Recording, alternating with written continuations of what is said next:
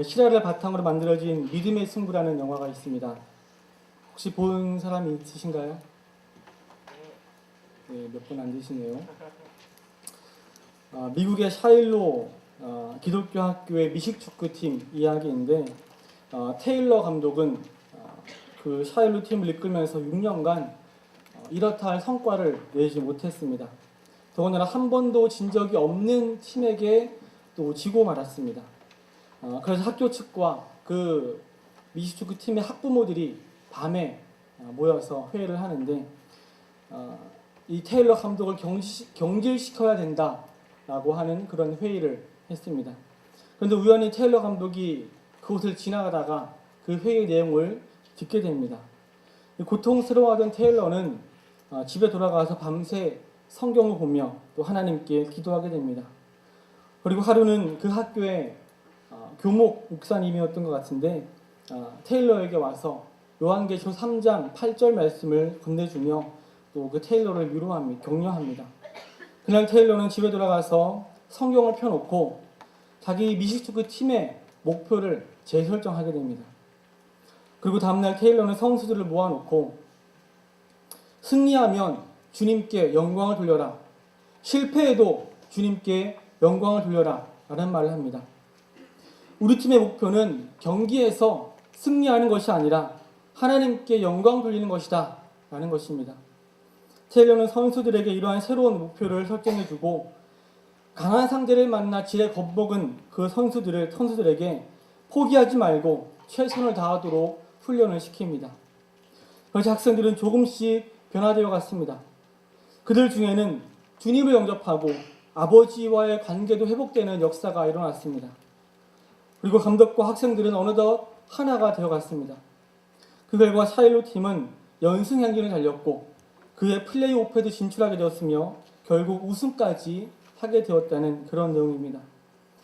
테일러 감독은 위기 앞에서 하나님께 기도했고 하나님께 영광이라는 새로운 목표를 선수들에게 심어주었습니다.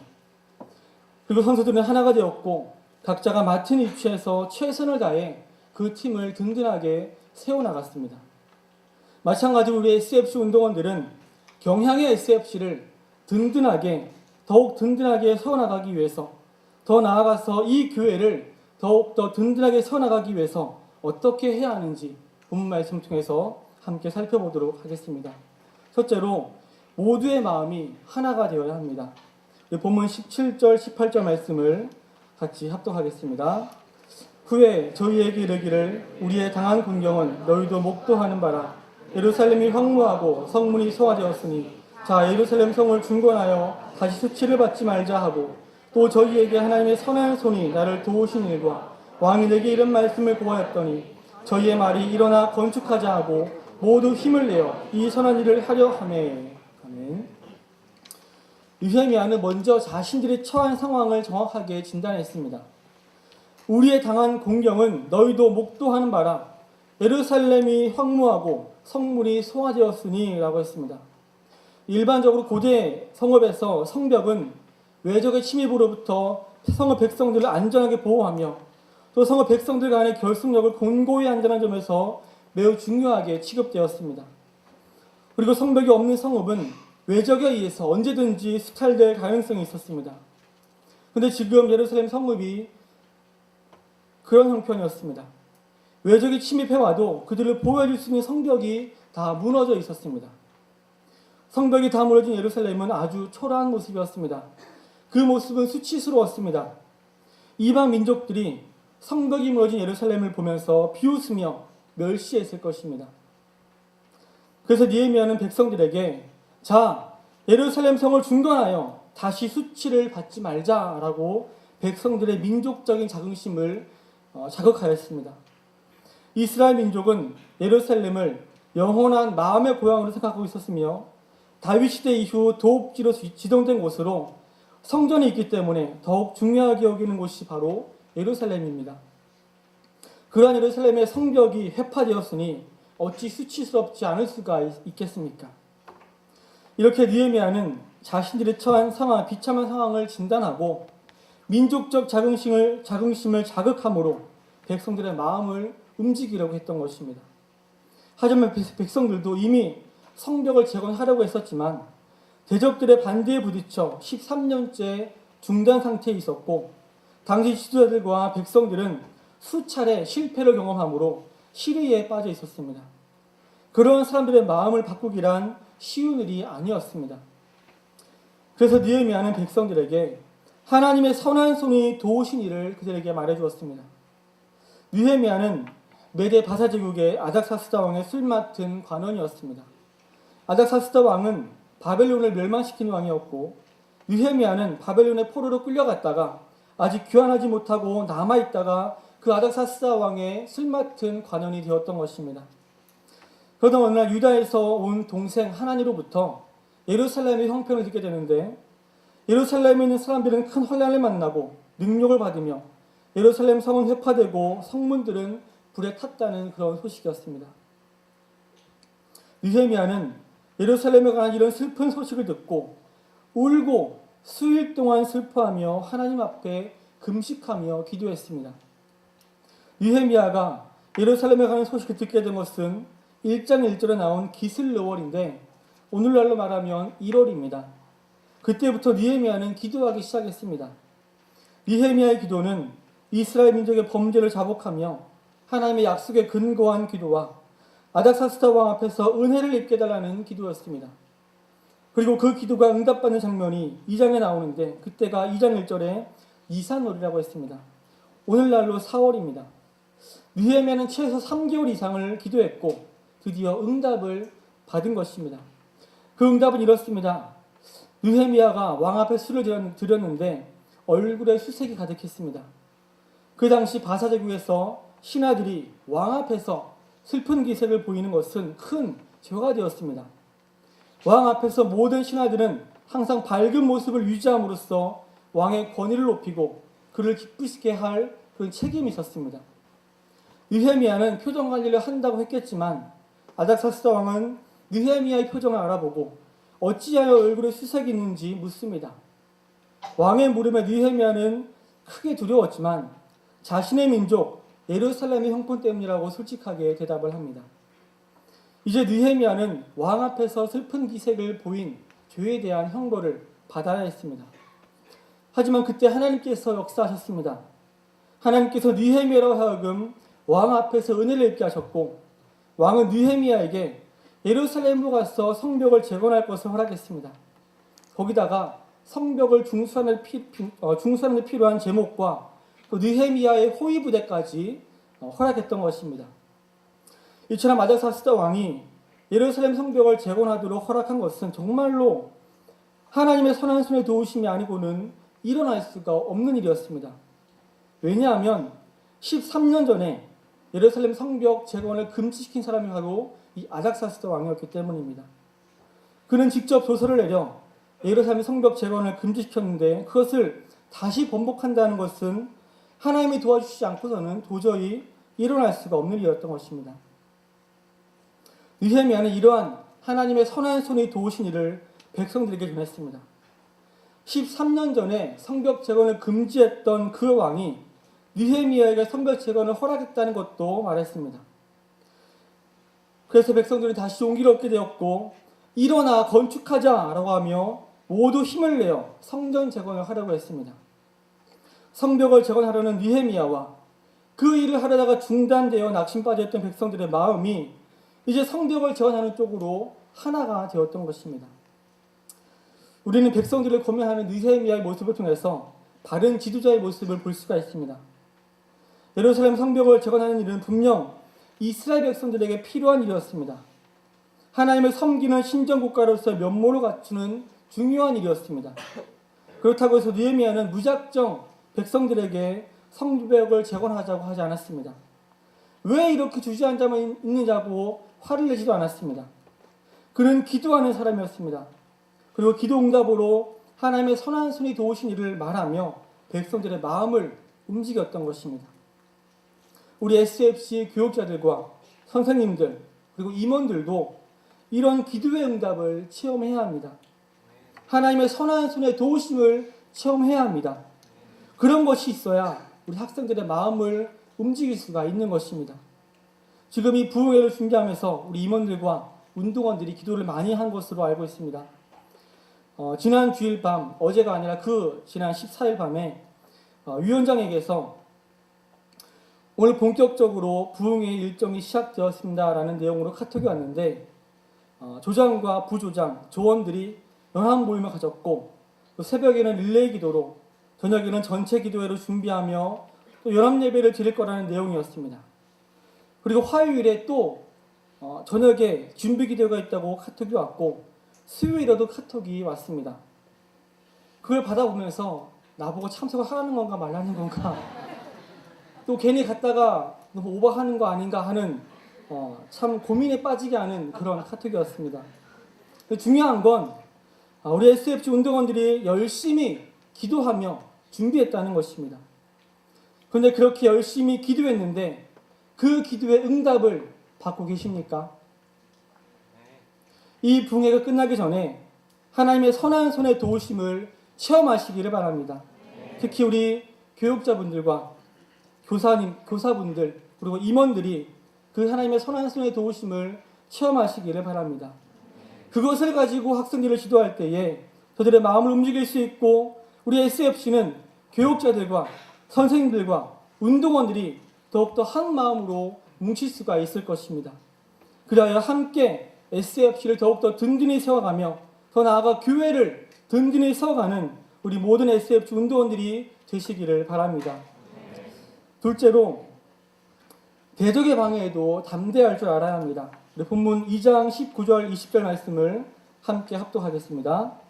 호른 사람 산발락과 종이 되었던 암몬 사람 도비아와 아라비아 사람 게셈이 이 말을 듣고 우리를 업신여기고 비웃어 가로되 너희의 하는 일이 무엇이냐 왕을 배반코자 하느냐 하기로 내가 대답하여 가로되 하늘의 하나님이 우리를 형통케 하시리니 그의 종 우리가 일어나 건축하려니와 오직 너희는 예루살렘에서 아무 기업도 없고 권리도 없고 명목도 없다 하느니라.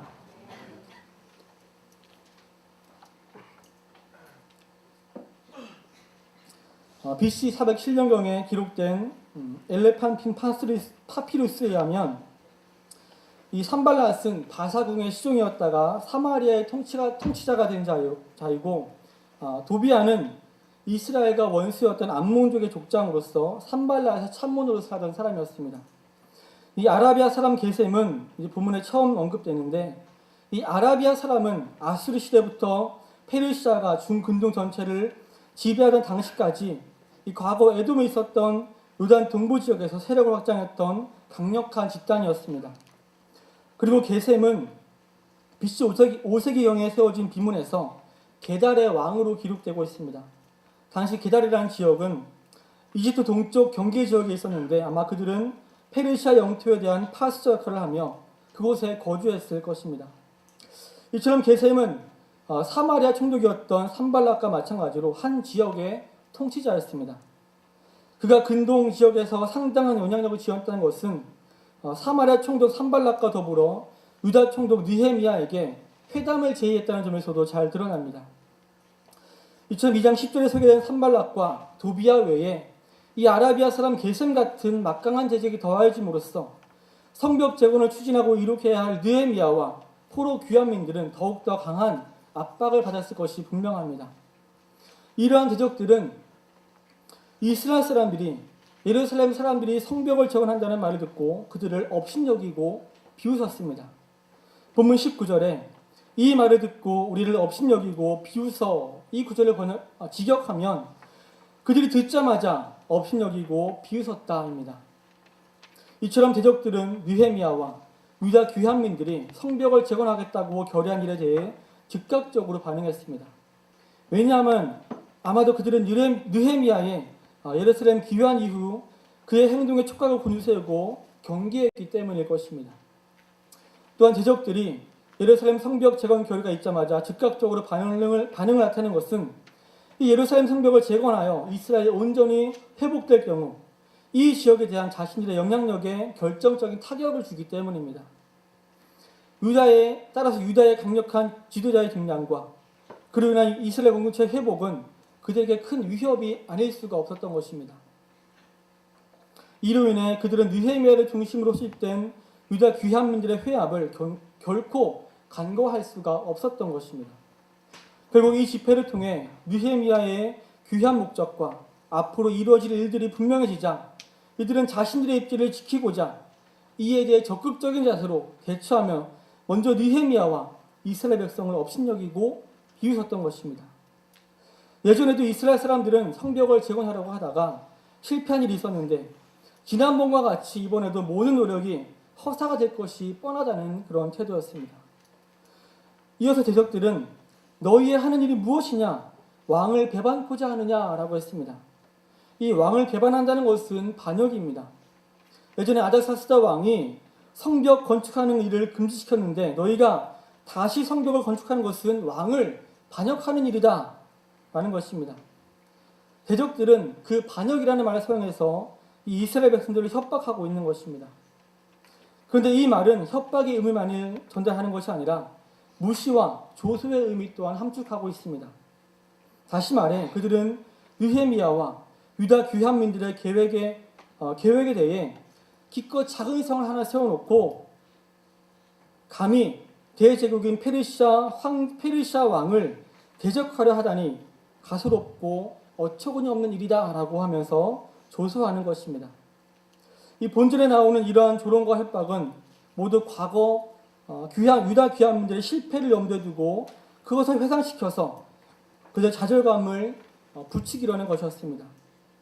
먼저 그들은 과거 유다 귀환민들이 성벽과 성문을 건축할 일이 있으나 이것이 곧 회파되었다는 사실을 들면서 당시 유다 귀환민들로 하여금 이러한 시도를 포기하게 하려고 했던 것입니다. 또한 과거에 이스라엘 백성들이 성벽을 쌓으려 하였으나 이것이 페르시아에 대한 반역으로 간주되어 중단할 수밖에 없었던 그 쓰라린 일이 에스라 4장에 기록되어 있는데 대적들은 그 일을 회상시켜서 성벽 재건 의지를 꺾으려고 했던 것입니다. 그러한 대적들의 조롱과 협박에 대해 느헤미야는 가만히 있지 않았습니다. 20절 말씀 보시면 내가 대답하여 가로되 하늘의 하나님이 우리를 형통케 하시느니 그의 종 우리가 일어나 건축하려니와 라고 했습니다. 느헤미야는 이 말을 통해 성벽 건축의 원동력이 자신들이 형통케 하시는 하나님께 있다는 것을 밝히면서 그 하나님 때문에 우리가 성벽을 건축하는 것이라고 대답을 합니다. 예루살렘 성벽 재건 사역은 페르시아 왕의 인가를 받은 것이었습니다. 이것을 감안할 때 느헤미야는 실제적으로 조롱받으며 반역자로 규정되어야 할 자들은 유다 귀환민들이 아니라 바로 그 성벽 건축 작업을 반대하는 자들이라고 반박할 수 있었습니다. 즉 느헤미야는 예루살렘 성벽 재건 사역이 결코 반역이 아니며 아닥사스다 왕의 허락에 의해 이루어진 것임을 강변할 수 있었던 것입니다. 하지만 느헤미야는 그 일에 대해서는 아무런 언급도 하지 않고 신앙적인 측면에 근거해서 답변하고 있습니다. 느헤미야는 대적자들의 조롱과 협박에 대해서는 반박할 필요조차 없다고 여겼으므로 이에 대해서는 함구했습니다. 그리고 그들의 방해는 결국 하나님의 뜻을 방해하는 것임을 강조했습니다. 이러한 느헤미야의 말은 궁극적으로 이들 대적들의 음모가 이스라엘을 향한 하나님의 뜻을 좌절시킬 수 없다는 의미를 담고 있습니다. 또한 대적들은 그 유다의 문제에 대해서 간섭할 하등의 명분이나 이유가 없었습니다. 그래서 느헤미야는 오직 너희는 예루살렘에서 아무 기업도 없고 권리도 없고 명목도 없다고 했습니다. 이 기업이란 말은 이스라엘의 땅 분배와 관련해서 사용된 사법적 용어입니다. 권리는 행정구역으로서 유다에 대해 어떤 영향력을 행사할 수 있는 법적 권리를 가리킵니다. 명목은 그 자체가 어떤 것을 연상시키는 기념물, 역사적 기록 혹은 물질적 증거를 가리킵니다. 여기서는 아마도 이스라엘 선민 공동체의 일원임을 증거할 만한 증거 자료를 가리키는 것으로 보입니다. 느헤미야가 사용한 이런 용어들 각각이 포함하는 의미를 감안할 때 이 본문은 산발락 등이 언약적인 측면에서든 정치적인 측면에서든 이스라엘 자손의 일에 개입할 어떠한 근거나 명분도 없음을 확실히 하는 것입니다. 우리 기독교는 그 대적들에 의해서 역사상 많은 비웃음과 조롱을 당했습니다. 먼저 우리의 머리 대신 예수님이 조롱을 당하셨습니다. 예수님이 잡혀가셔서 대제사장에게 자신이 하나님의 아들이라고 말씀하셨을 때에 사람들은 예수님의 얼굴에 침을 뱉고 주먹으로 치며 혹은 손바닥으로 때리면서 말하기를 그리스도야 우리에게 선지자 노릇을 하라. 너를 친 자가 누구냐? 라고 하면서 조롱했습니다. 로마 군병들은 예수님의 머리에 가시면류관을 씌우고 그 앞에서 무릎을 꿇고 희롱하면서 유대인의 왕이여 평안할지어다 라고 말하면서 예수님께도 침을 뱉고 예수님의 머리를 쳤습니다. 예수님이 십자가에 달리셨을 때에도 사람들은 그를 조롱했습니다. 예수님 앞에서 많은 사람들이 그것을 구경하는 가운데 관원들이 예수님을 비웃어 말하기를 저가 남을 구원하였으니 만일 하나님의 택하신 자 그리스도여든 자기도 구원할지어다 라고 했습니다. 군병들도 예수님을 희롱하면서 신포도주를 주며 말하기를 네가 만일 유대인의 왕이여든 네가 너를 구원하라 라고 했습니다. 이렇게 사탄은 하나님의 아들 예수님을 조롱하며 십자가에 못 박는 것이 하나님을 대적하는 최선이라고 생각했을 것입니다.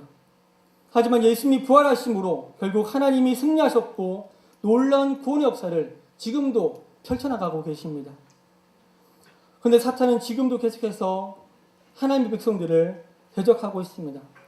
때로는 우리를 위협하기도 하고 때로는 조롱하기도 하면서 우리가 교회를 세워나가는 일을 방해하는 것입니다. 여러분 학교에서 밥 먹을 때에 기도하고 밥 먹나요? 네. 역시 예. 혹시 기도 안 하고 먹는 친구도 있을 거예요. 그렇죠? 왜 안 하냐면 기도하면 친구들이 놀릴까봐 그게 싫어서 기도를 안 하는 겁니다. 그래서 목사님이 고등학교 때 그때는 급식이 없었는데 기숙사에 있었기 때문에 기숙사 식당에 가서 밥을 먹으면 이제 하루는 이제 식판에 밥을 받아서 자리에 앉았습니다. 그리고 기도를 하고 눈을 떴는데 밥이 사라졌습니다. 그러니까 친구들이 저를 놀리려고 제 식판을 숨겼던 것입니다. 친구들이 장난으로 그랬겠지만 기독교인을 조롱하는 것과 마찬가지인 것입니다. 우리는 또 위협을 당할 때가 있습니다. 제가 대학교 1학년 때 토요일에 세수반 교사로 봉사를 하고 있었습니다. 부모님이 농사일로 한창 바쁠 때에 저에게 주말에 와서 농사일 좀 도우라고 하셨는데 저는 교회일 때문에 안 된다고 대답했습니다. 불신자였던 부모님은 그러한 저를 이해하지 못하셨고 또 그런 일이 반복되자 하루는 하실 말씀이 있다고 하면서 저를 집으로 부르셨습니다. 저희 집은 제가 어릴 때부터 부모와 자녀 간에 어떤 면담을 하거나 진지한 대화를 해본 적이 없었기 때문에 부모님이 어떤 말씀하실지 감이 왔습니다. 그리고 집으로 갔는데 역시나 부모님은 불신자들이 흔히 하는 부모가 먼저지 어떻게 교회가 먼저냐 라는 말씀부터 시작해서 계속 그렇게 교회 다닐 거면 집 나가라 라고 하셨습니다. 그리고 앞으로 용돈도 줄 수도 없고 기숙사비도 줄 수 없다 라고 하면서 저를 협박하셨습니다. 여러분은 저에 대해서 잘 모르시겠지만 저는 사실 대범한 사람이 아닙니다. 안 좋게 말하면 소심한 사람입니다. 그래서 저희 아버지는 그렇게 말하면 아들이 이제 정신 차리고 부모님 말씀을 듣겠지라고 생각하셨던 것 같습니다. 근데 저는 그때 어디서 그런 담대함이 나왔는지 모르겠는데 그러면 내일 짐 싸서 나가겠습니다 라고 대답을 하고 제 방으로 들어갔습니다.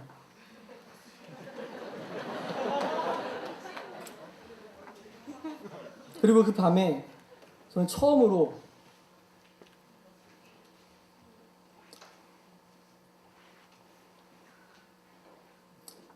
어머니가 우는 목소리를 듣게 되었습니다. 집을 나가라고 하는 협박과 인간적인 정이 저희 믿음을 뒤흔드는 그런 밤이었습니다. 그래도 주님께서는 소심한 저에게 담대한 마음을 주셨고 끝까지 믿음을 지키며 또 교회에서 맡겨진 일들을 감당하게 해주셨습니다. 여러분들도 신앙생활을 똑바로 하게 되면 반드시 이러한 대적의 방해가 분명히 있을 것입니다. 하지만 결코 두려워하지 마시기 바랍니다. 하늘의 하나님이 여러분을 형통케 하실 것입니다. 그 하나님을 의지하며 어떠한 대적의 방해에도 담대하게 주님의 교회를 세워나가는 우리 SFC 모든 운동원 되시기를 바랍니다. 셋째로 각자에게 맡겨진 일들을 책임감 있게 감당해야 합니다. 보면 3장 전체 본문 중에 1절부터 5절 말씀을 함께 합독하겠습니다. 그때 대제사장 엘리야십이 그 형제 집사들과 함께 일어나 양문을 건축하여 성별하고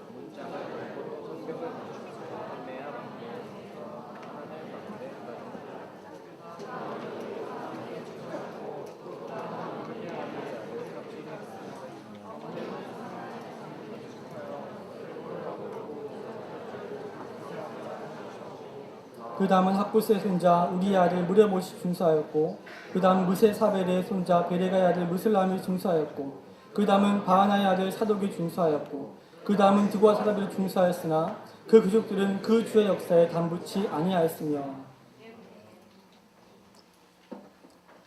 이제 본문 3장에는 성벽 재건에 참여했던 백성들의 이름이 기록되어 있습니다. 먼저 1절에서 5절까지는 북쪽 성벽에 참여한 백성들의 사람이 기록되어 있고 6절부터 13절까지는 서쪽 성벽에 참여했던 사람들이고 14절부터 19절까지는 남동쪽 성벽에 참여한 사람들이고 20절부터 32절까지는 동쪽 성벽에 참여했던 사람들이었습니다. 이 성벽 재건에 참여했던 사람들은 각자 자신이 맡은 부분이 있었습니다. 대제사장 엘리야십은 그 형제 제사장들과 함께 일어나 양문을 건축하여 성별하고 문짝을 달고 또 성벽을 건축하여 함메아 망대에서부터 하나넬 망대까지 중사했습니다. 그 다음은 여리고 사람들이 건축하였고 그 다음은 이모리의 아들 삭불이 건축하였습니다. 그 다음은 하스나의 자손들이 그 다음은 학보스의 손자 우리의 아들 무레못이 그 다음은 무세사벨의 손자 베레가의 아들 무슬람이 그 다음은 바하나의 아들 사독이 그 다음은 드고와 사람들이 중사하였습니다. 그리고 계속해서 그 다음으로 이어지면서 약 3km 길이에 해당되는 예루살렘 성벽은 재건되어 갔습니다. 다시 말해 많은 사람들이 조금씩 구역을 맡아서 이 성벽 재건에 참여했던 것입니다. 느헤미야 혼자서는 결코 그 일들을 감당할 수가 없습니다. 많은 사람들이 조금씩 구역을 나누어서 맡았기 때문에 할 수 있었던 것입니다. 우리 SFC 일도 마찬가지입니다. 우리 SFC 교육자분들이 계시긴 하지만 교육자들만으로는 SFC 일들을 다 감당할 수가 없습니다. 여기 계신 여러분들이 조금씩 일을 나누어 맡아야 모든 일이 진행되어 나갈 수 있습니다. 지금 이 부흥회를 진행하는 것도 마찬가지로 교육자들과 선생님들과 우리 SFC 임원들과 여기 있는 모든 SFC 운동원들이 조금씩 일을 나누어 맡았기 때문에 지금 이렇게 진행되어 갈 수가 있는 것입니다. 여러분이 맡은 일이 비록 작아 보이는 일일지라도 그 일을 책임있게 감당할 때에 우리 경영의 SFC가 더욱더 든든하게 세워져 가는 것입니다. SFC만이 아니라 교회의 일도 마찬가지입니다. 교회의 일은 담임 목사님 혼자서는 할 수가 없습니다. 여기 계신 여러분들이 조금씩 일을 나누어 맡아야 진행되어 나아갈 수가 있습니다.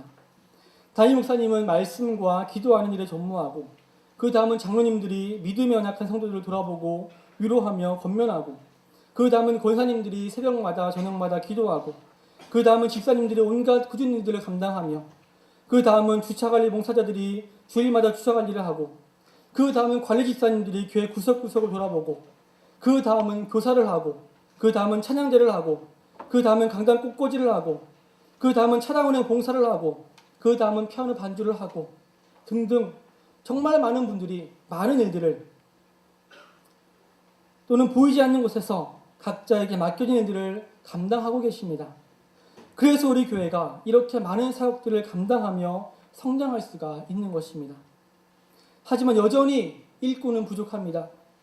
여러분들이 조금만 더 함께 수고하고 땀 흘려 주시기를 바랍니다. 그럴 때 우리 교회는 더욱더 든든히 세워져 갈 수가 있을 것입니다. 그런데 혹시 여러분 중에 이런 핑계를 대는 분들이 있을지도 모르겠습니다. 내가 뭘 하고 싶어도 탤런트가 없어서 못하겠습니다. 하지만 성벽재건에 참여했던 사람들의 직업을 보십시오. 그들 중에는 제사장도 있었고 금을 녹이고 정련하여 수공하는 기술자인 금장색, 여러 향료를 섞어 향품을 만드는 향품장사, 예루살렘 지방 절반을 다스리는 자와 같은 통치자, 동문지기, 그리고 이동하며 상업에 종사하는 상고들도 있었습니다. 이들은 전문 벽돌공이 아니었습니다.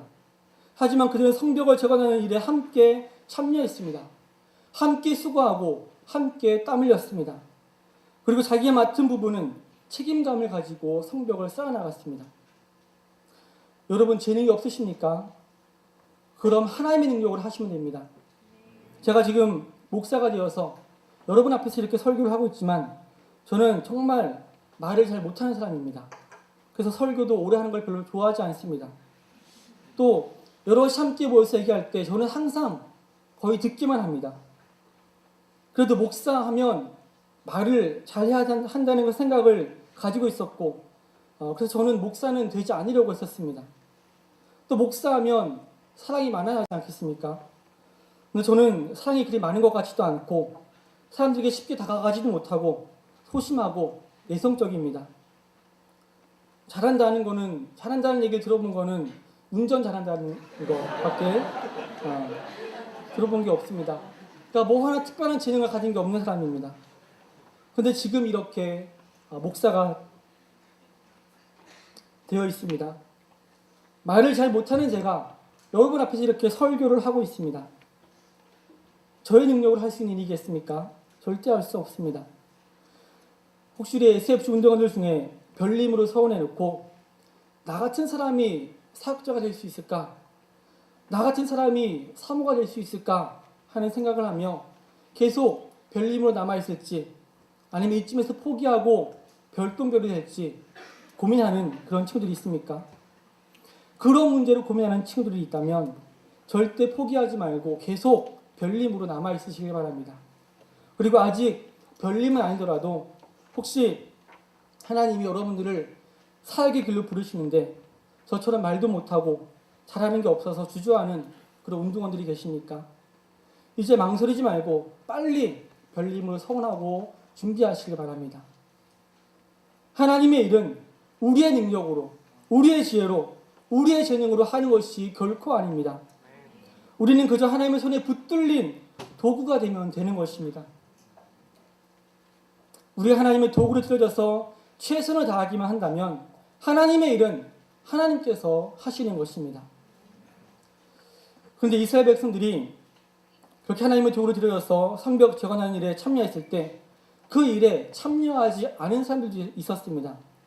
5절 말씀 보시면 그 다음은 드고아 사람들이 중수하였으나 그 귀족들은 그 주의 역사에 담붙지 아니하였으며 라고 했습니다. 여기서 담부하다라는 말의 원어를 문자적으로 해석하면 그들은 그들의 목에 어떤 물건을 메고 들어가지 않았다입니다. 이 말은 드고아 귀족들이 예루살렘 성벽 재건 공사에 있어서 무거운 짐을 전하려는 일을 그 일에 가담하지 않았다는 것입니다. 그런데 이 담부하다라는 이 표현은 예레미야 27장 21절에서는 어떤 일을 섬기는데 자신을 바치다라는 뜻으로 쓰였습니다. 그러므로 드고아 귀족들은 아예 그 일에 참여하지도 않았으며 아무런 도움도 주지 않았다는 의미로 해석할 수 있습니다. 그들이 성벽 재건의 역사에 아예 참여하지 않았거나 적극성을 보이지 않았던 것은 오래전부터 이 산발락과 도비아의 영향력이 그들에게 미쳤기 때문일 수도 있습니다. 그리고 남쪽 지방에 있었던 아라비아 사람 게셈을 의식하였기 때문일 수도 있습니다. 어쨌든 본문에서는 성벽 재건에 대한 그들의 미온적인 태도를 지적함으로써 당시 모든 사람들이 성벽 재건 공사에 열성적으로 참여한 것은 아니라는 것을 보여주고 있습니다. 하나님의 일을 성취함에 있어서 교회를 세워나가는 데 있어서 본문에서와 같은 평민들과 귀족들의 대조를 통해 하나님 앞에서 진정으로 큰 자가 누구인지를 보여주고 있습니다. 하나님 나라에서 큰 자로 인정받는 자는 이 세상에서 높은 지위에 있는 자가 아니라 개인의 희생을 감내하며 진정 하나님의 일에 힘쓰는 자인 것입니다.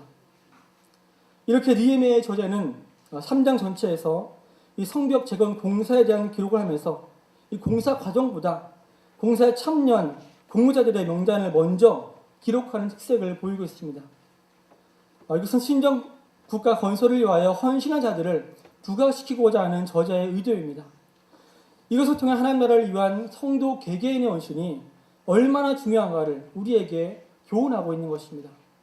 또한 이것은 오늘날 성도들 중에 교회에 부지런히 봉사하며 하나님 나라의 확장을 위해 힘쓰는 자들의 명단이 하나님의 생명책에 기록되어질 것을 예표하는 것이기도 합니다. 여러분의 이름은 하나님께 어떻게 기억되기를 바라십니까? 여러분들의 이름은 3장 5절에 기록된 드고아의 기록들처럼 하나님의 역사에 담붙지 아니한 불명예스러운 이름으로 기억되지 않기를 바랍니다. 이스라엘 백성들이 조금씩 구역을 맡아 책임감을 가지고 자신의 일들을 감당했던 것처럼 우리 SFC 운동원들과 또 함께 계신 성도님들도 교회의 일들을 조금씩 맡아서 책임감을 가지고 감당하시기를 바랍니다. 그리하여 여러분의 이름은 교회를 세워나가는 데 힘쓴 자들의 그 명단에 기록되기를 바랍니다. 사랑하는 SFC 운동원 여러분, 느헤미야는 예루살렘 성벽 재건을 위해 오랜 시간 기도했고 하나님의 선한 손의 도우심으로 성벽 재건을 위해 기도했습니다.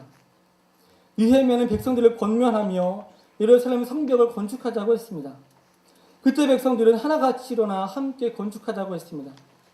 느헤미야와 그 백성들의 마음이 하나가 되었습니다. 그리고 많은 사람들이 조금씩 구역을 맡아서 책임을 다해 성벽을 건축해 나갔습니다. 교회의 일은 어느 누구에게 집중되어서는 안 됩니다. 그것은 모두에게 좋지 않은 결과를 가져옵니다. 모든 성도님들이 자신의 능력에 따라 고르게 책임과 권리를 나누어 맡는다면 교회의 일도 더욱더 잘 진행될 것이고 또 교회에 대한 애정도 고르게 가질 수 있을 것입니다. 하지만 오늘 많은 사람들이 일하기 싫어서 대형 교회를 찾는 경우가 있습니다. 하나님의 일을 하기 싫어하는 사람들이 예수 그리스도의 십자가 보혈을 경험한 사람이라고 할 수 있겠습니까? 예수님께서 나의 죄를 위해 십자가 못 박히셨고 죽임을 당하셨구나 하는 것을 깨닫고 그 예수님을 인격적으로 만난 사람이라면 예수님을 위해서 작은 일이라도 하고 싶은 그런 마음이 생겨나게 되어 있는 것입니다.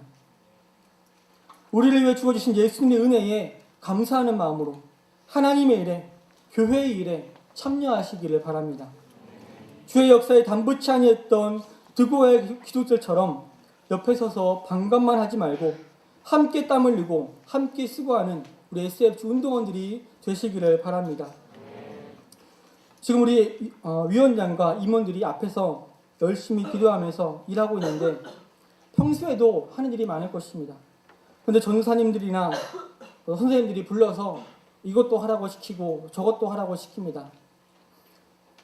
다른 사람 시켜도 될 것 같은데 꼭 임원들만 찾아서 시킵니다.